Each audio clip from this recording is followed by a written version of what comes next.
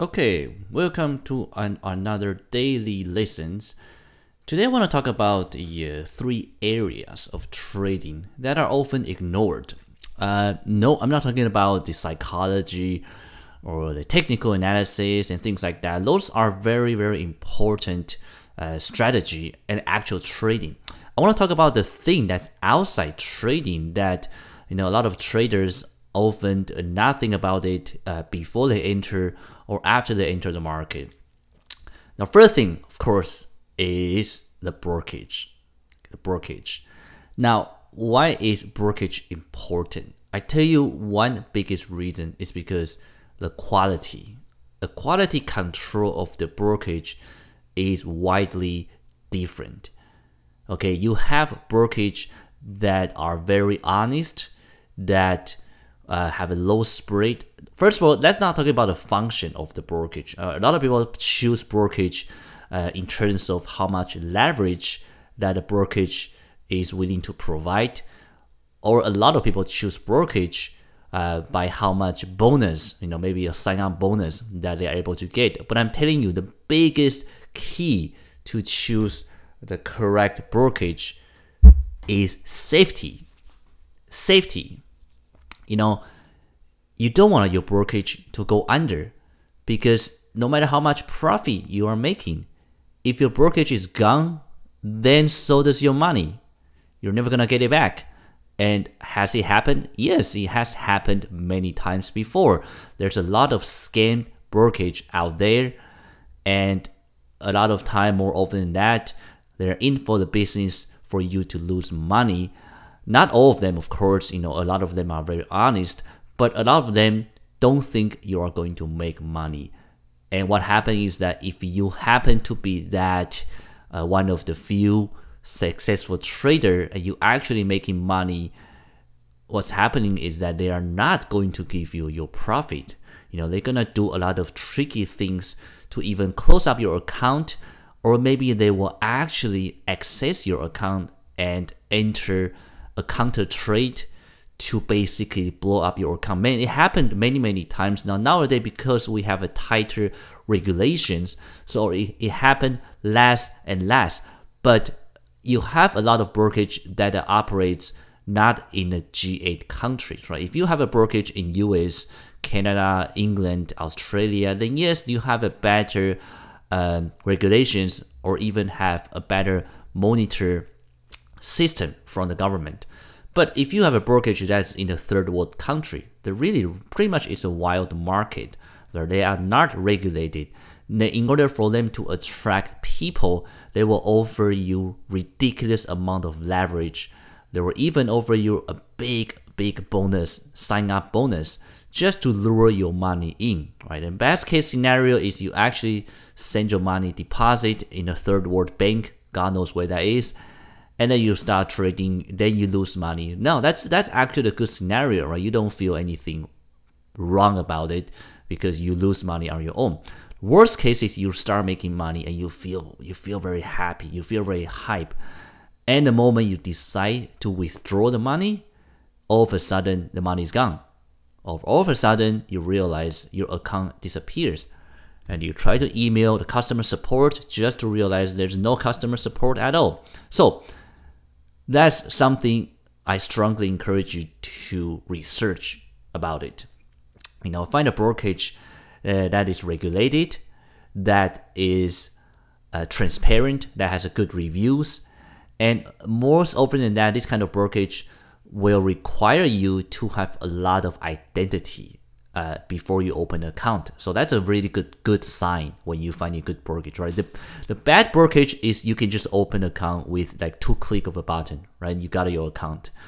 The reason is because the brokerage wants to protect themselves. If it's a good brokerage, they don't want you to do a lot of money laundry with their brokerage. So of course they want to make sure you are who you are, your money is clean. So it's a mutual way. So if you try to open a brokerage and find out it's very hideous, you need to provide your passport, maybe you need to provide your address, and you need a notary, things like that, that's actually a good sign that the brokerage is responsible for their own company and reputation.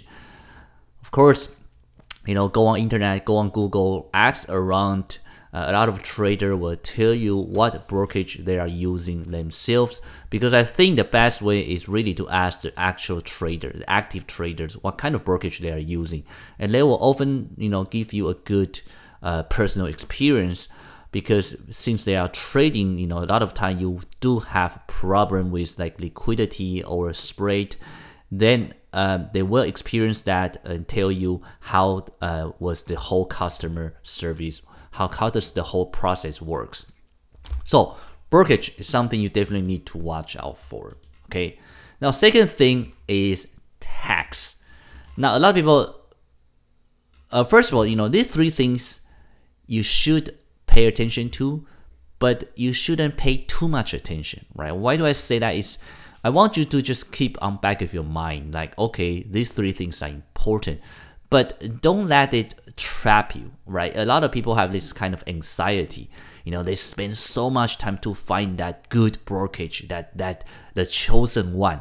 Where in fact, personally, I try probably, I think 6 and 7 brokerage in my old trading careers. It's just an ongoing process, right? It's not a set and forget. You do. The brokerage is just like any other business. They evolve through the years. Some of them become much better. Some of them, unfortunately, become much worse. Then, of course, it's like any other business. Some business you stay, some business you have to part away. So that's the thing about brokerage, that I do want you to do research, but don't spend too much effort on that. Find a few good ones and just try. Open a demo account first. And I can actually give you a step plan. So step 1 is, of course, you have to just try the demo account, right? Now the demo account will give you sort of a practice to their interface, right? How do you like the way the brokerage function in their MT4, MT5, or just online trading system.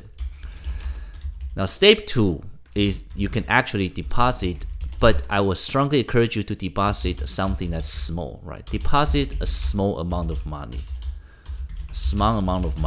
just to try out how does the brokerage work in handling real money, in real trading. And then, this is very important, then I want you to withdraw your profit. Now, even if you don't have profit, let's say you have a losing year, doesn't matter, if you deposit, let's say $100, and at the end of the year you only have $70 left, that's fine. I still want you to withdraw $20 or $30, and then wait maybe a couple weeks, then you redeposit that money, right? The whole thing is just to test out how the withdrawal process works. Because a lot of time, if it's an honest brokerage, they don't really care. You want to withdraw, of course, it's your money. But a lot of time they will stop you. They will trying to discourage you. They will start calling you, say, why you want to withdraw your profit? You should keep your profit and grow your account and all that. That, of course, there's a logic to that. But more often than that, what you want is a freedom controlling your money. And you want to make sure you can withdraw your profit or your money. This is very, very important. And of course, you want to see how long does it take you to withdraw your money and things like that. Now, once you try the 3 things, then pretty much if you're comfortable with it, then you can start deposit the actual risk capital that you want to trade with. Personally, I never ever deposit 100%, right? It's just in back of my mind, a lot of time brokerage are not into scam you, but you never know what's gonna happen. Especially nowadays, there's a lot of hacking going on. So personally, I don't like to deposit 100%. Say if I have $1,000, I will probably deposit 70%, or even sometimes even less. I deposit 60% to 70% of capital. That means in my trading account, I will have $600 to $700, right? That's it. But I will calculate my risk capital as if I have $1,000. So if you have 1% per trade, then maybe you risk $10. So things like that is something very important. All right. So you're still doing the right calculation for your risk capital. Now, on paper, it looks like you're risking more, but you know you have about $300, $400 reserve. Now, you do not touch those reserve, right? Those are your trading reserve. You know those money are your risk capital. So a lot of time when people don't deposit the full capital into the brokerage, they have a little bit of money aside, they get very greedy, or they just want to play with those money. That's a big no-no, because those money you actually need it in case of margin call. Now, of course, if you trade it correctly, you will not have a margin call, but you just need to prepare for any sort of possibility. So those money that sitting aside, that's your trading reserve. You know that you need to keep in cash, right? Don't even put in the a saving deposit, things like that, because you need to be able to use it, deposit right away. Okay, so that's a small three steps for brokerage. The second thing I want to talk about is tax. Now, tax, a lot of people don't like to talk about that, and I think it's definitely logic, because you have a lot of traders who are so anal about tax, like they're trying to figure out exactly how to report the tax. Now, the thing about tax you have to keep in mind is that if you don't make any money, you don't pay tax. Okay, that's the biggest lesson. And most of you, if you're new to the market, you're not going to make money right away. So if you're not going to make money right away, why are you spending so much time to worry about your tax, right? The truthfully speaking is you're probably going to lose money. So don't even sweat on tax. However, you do have to keep on back of your mind that if you start making money, how are you going to report this money, right? What kind of tax you're gonna do? Now, it depends on what countries are you in. If you are in US, you have different way to do it. You can do just pretty much, individual income or S corporation, sole proprietorship, things like that. In Canada, it's different case. Now, this, I'm really not an accountant or an accounting professional, so you do want to find a qualified accountant and talk about it. But it is a very important step, especially if you feel that your trading is started to take off. You start to make some consistent income. Then you do want to talk to your accountant about how do you report your tax. Like, what's the best way for you to report your tax? Again, it depends on your countries and the law in that countries. So all I can write here is like, find accountant, right? Find an accountant, but you only do that when you start making some consistent income, right? Doesn't have to be a big money, but you don't want to start worry about tax when you are not even profitable, right? And it happened to me, right? I did that before. When I wasn't even profitable, I would start worrying about tax, hiring an accountant to talk about all these things, and it turned out I didn't make any money to begin with. So of course, it's kind of in vain. Now, third thing, a lot of traders often ignored is the allocation for your profit. Okay, so once you start making money, right? Once you start making consistent income with your trading, what are you going to do with those profit? There's a few ways, right? A lot of people like to withdraw it like a salary, right? For them, a lot of traders, their biggest goal is to basically replace their full-time job. They want to be able to trade for a living. So they treat the profit like a salary. Okay, there's nothing wrong with it. Okay, but there's another way. A lot of people, they're trying to reinvest.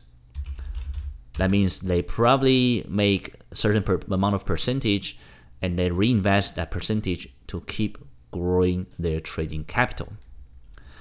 Now, of course, you can also do half-half or different percentage, right? So you maybe withdraw 30%, but leave 70% reinvest in your trading capital. Now, all those things are legit, right? Everything is correct. You just have to know what works for you. Like, what exactly are you going to do? And you better figure that out sooner than later. And of course, it will depend on your lifestyle, life quality, and exactly why are you trading in the first place. Now, I do want to remind you that these three things, I think they are very good. Like personally, my allocation system personally is three of them. That means I do withdraw a certain percentage as a salary or like a monthly profit. I do like to grow the capital. So some trading accounts, I don't touch the money at all. I just keep reinvesting. And sometimes I do like to do half or 30-70. Okay, so they are all fine strategies. You just have to know what works for you and exactly what you wanted to do with those profit. Now, why would I want you to think about it now? Because the thing is that if you're not thinking about allocation when you start making consistent income, more often than that is that people start making money and they get very excited. And they just pretty much withdraw everything. And they withdraw everything not to save, not to buy stocks or to buy other assets. They just go buy cars, watches, those kind of luxury goods. There's nothing wrong with it. But, when you start making money in a market, very, very soon you'll realize the hardest thing about trading is not how to make money. It's not about profit. It's how to be consistent. That's the hardest thing. So more often than that is a beginner trader enter the market. Maybe he or she had a rough path, and then all of a sudden, maybe a couple months later, they start making some good money. Then they just get very excited, withdraw everything, buying a good car, buying a good watch, and then a couple months later, they start having a drawdown, and they start getting panic. They start getting panic because now they are back in zero. Now, worst of all is that a lot of people, because the trading account size is not that large, so they start making money, they start withdrawing cash, and they start buying the car. Of course, they don't have enough money to cash down, so they go on car loans. So that means not only now they have an extra debt to pay, and meanwhile, they start experiencing a drawdown. So they are not making any money from their trading. Their trading capital is depleted, and now they have more debt than where they were when they first started. And that's a very, very scary situation. Now, on top of that, a lot of people get very excited when they start making money and just quit their job right away. So now you're in the worst case scenario is you don't have any income from your job because you quit it. You don't have any income from your trading because you are in drawdown. And you don't have any new capital because now you are actually losing capital, and you have a new debt, which is your car. Okay, so that's the worst case scenario. So I will encourage you to actually think about allocation, sooner than later when you start trading, think about exactly how you want to place that money, how you want to use that profit.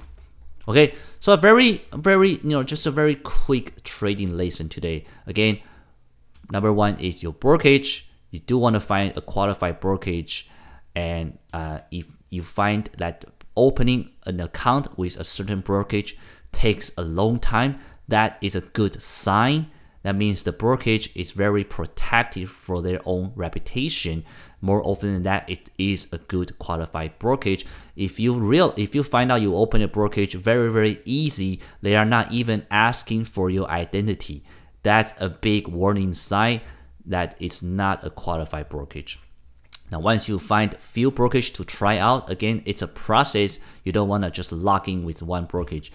The few steps you can do first is, of course, try the demo account to see if you like their interface, if you like the spread, if you like how the execution works.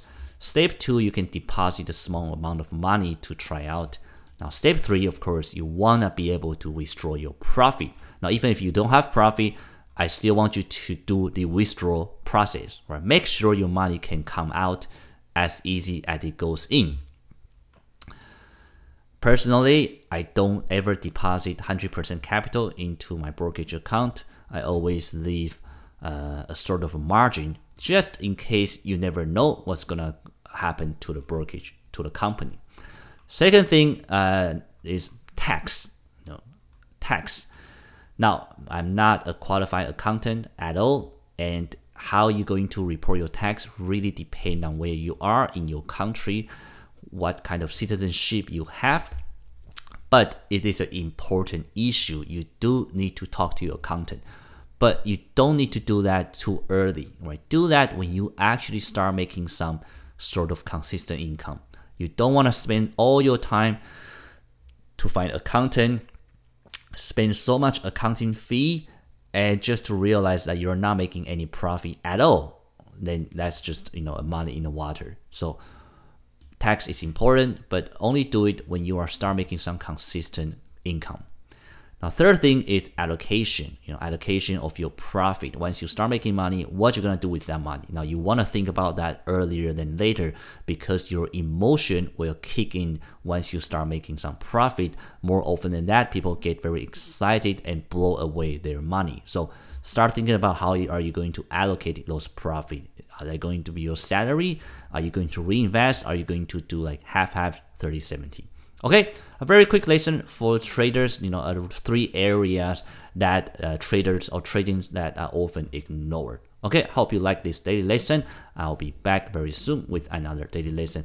Now, one thing to remind you is I got on podcast officially. So right now you can listen to the audio. Basically, if you go to my website, click contact, you have all the links for all my social media, and the last tool is the audio version. So you can go to iTunes to listen to it, subscribe, SoundCloud, listen to it or subscribe. Now, of course, if you like to watch, then you can watch the YouTube. Okay, thanks for watching or listening. I'll be back very soon.